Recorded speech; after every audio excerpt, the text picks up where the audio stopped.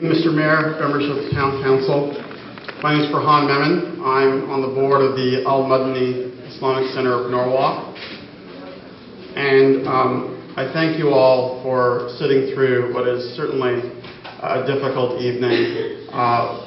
And you know, we're discussing, really serious things here that I think, weigh on people's minds, both as a congregation, fellow citizens, and as you as representatives of the entire city of Norwalk as you're assembled here to figure this out.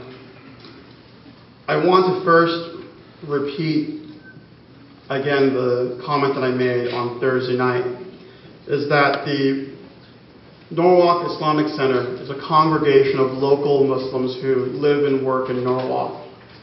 It is not, as some have described it in either the press or in other literature distributed door to door, as a destination mosque.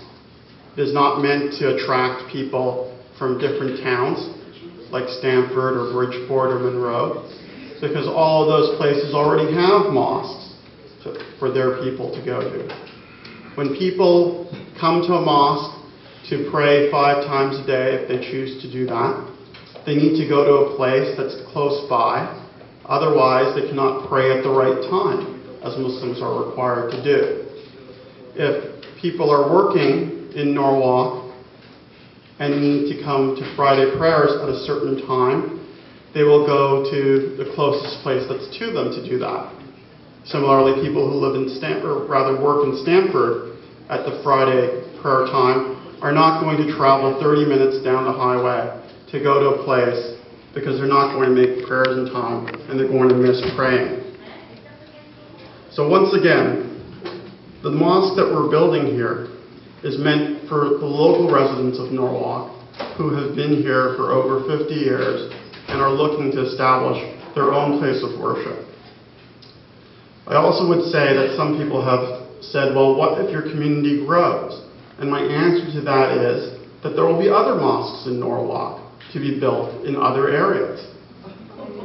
And so, as it is with churches and synagogues and other faith communities, the fact of the matter is that Al-Madany searched diligently over several years, looking at more than 50 properties in order to find this one.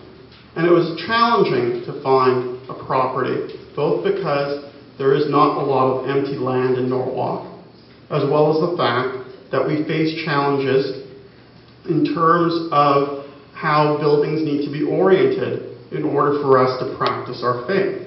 In order to practice our faith, we have to pray towards Mecca, and not a lot of existing buildings are of a configuration that allow us to do that. And thus, a purpose-built building, a building built from the ground up with proper facilities, both for washing before prayers and in terms of separation of gender while we're praying, are meant to fulfill our religious obligations. It's also important for us to all realize that it's also important for us to realize that the proposals that we made in both in the original application as well as the settlement comply with all of the zoning regulations as they are on the books today.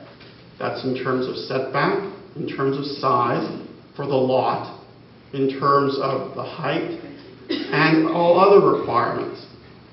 What I'm saying is that, we have to work with the cards that we're dealt with. And the cards that we're dealt with are on the books in terms of regulations.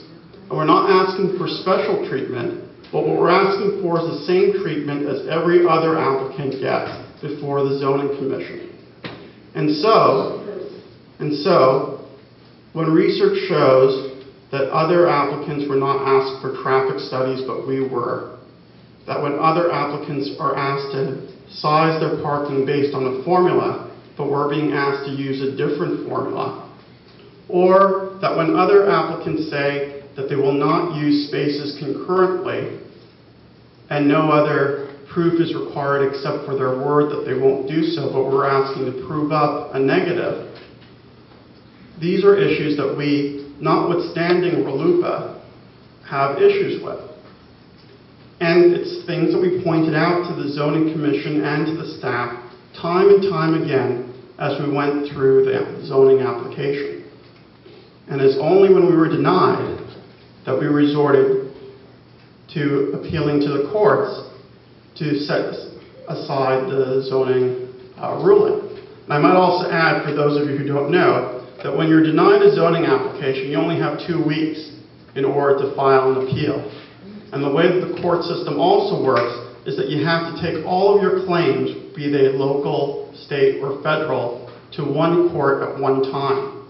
And so, as our attorneys advised us, we appealed not only on the basis of state law, but also on the basis of the federal RLUIPA law.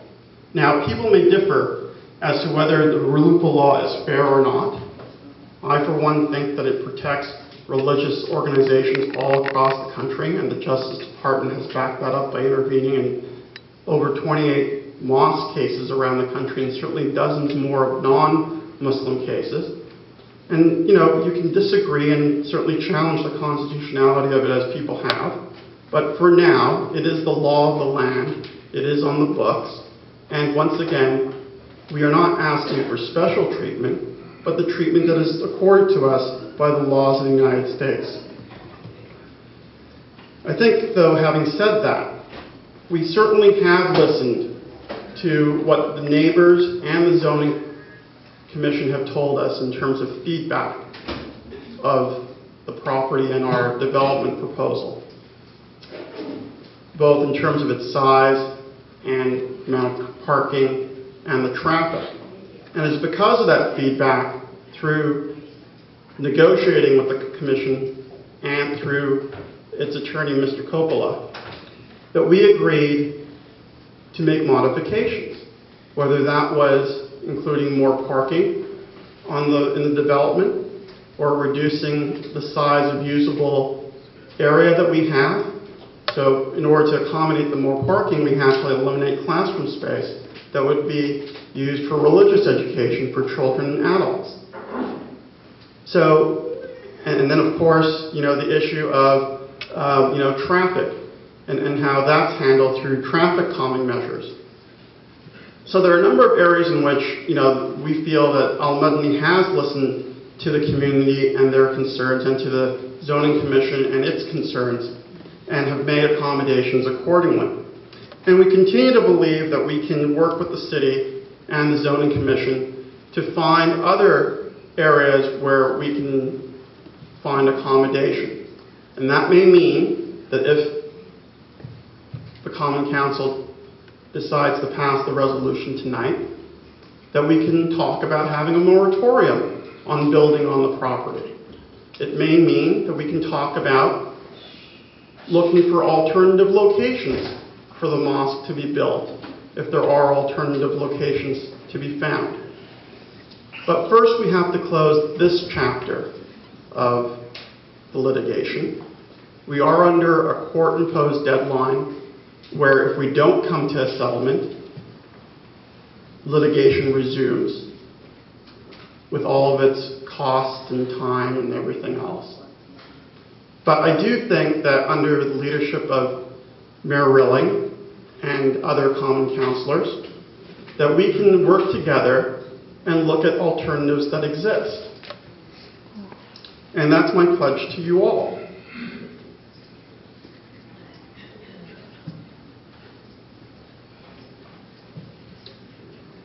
There will be a couple of other speakers after me that will address these points, but I do appreciate the point that was made by the speaker before me as to property values. I know it is of concern to people that live in that neighborhood. After all, just like you, most of my assets are in my home, and it's the most, precious commodity that I have in my portfolio. You're over 2 minutes now, sir. Yeah. You're over 9 minutes. Okay. So I do think you'll hear about property values from someone who's done some research. So with that, let me thank you all, and if I can answer any questions later on, happy to do so.